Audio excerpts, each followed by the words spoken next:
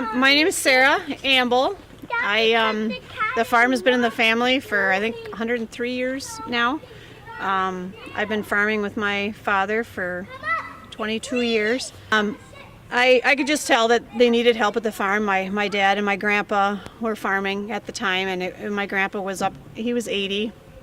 It was just getting harder, and I loved the animals, and so I came back. I thought maybe I'd be here for 5 years, and then here I am 20 some years later, still doing it, and I will continue to do it as long as I can. It scares me, obviously, now with this being proposed, thinking that it could be. I just don't want that to be the end of it, but at the same point, it's a reality that now we're faced with. So we had obviously gotten something in the mail, and then the route kind of changed even when they started narrowing it down, and then we realized it was going to come right over the hill and then right in front of our barn here. That's when it got concerning. So anything from people that deal with lines being so close to their property, with cattle at least, the cows will feel like they're getting a bear hug all day long. They won't be able to really take a true breath, and you just have multiple problems. They're just not going to have a strong immune system. They're not going to get pregnant. They're going to obviously get sick quite a bit more often. They could abort their calves.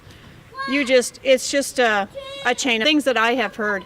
Within 4 to 5 years, you're just out of business because you see that the decline of your animal's health just is ultimately what ends up being the demise of your place, so to speak. So, and it's tough, but yet I feel like these small farms, we have a purpose, and we need to try and keep some of them and help them survive. And to think that, just even something like this, I mean, this line coming through, I feel like such a peon, so to speak, that we're just 100 cow dairy, and so when you think of the big scheme of things, this ATC or whoever it may be, they're looking at it going, well, it's just 100 cows, but it's like, but this is, a 100-year farm as well. And I don't know how many feet that is, but I would say it's about 300 to 400 feet from our milking barn and where our cattle sleep and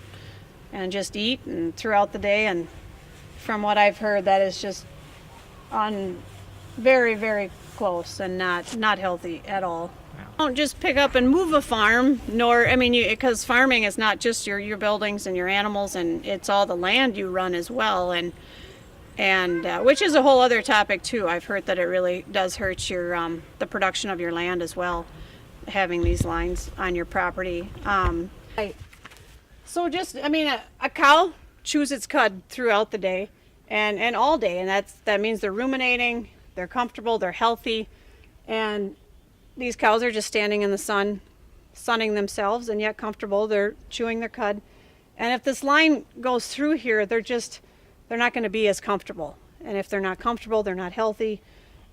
They're not going to be chewing their cuds. And obviously, I'll try and survive, and I'll try and keep going, but I don't know. How it'll go, and I don't even know how safe I would feel even living and having my family live this close to it either. So I don't know. It would be devastating.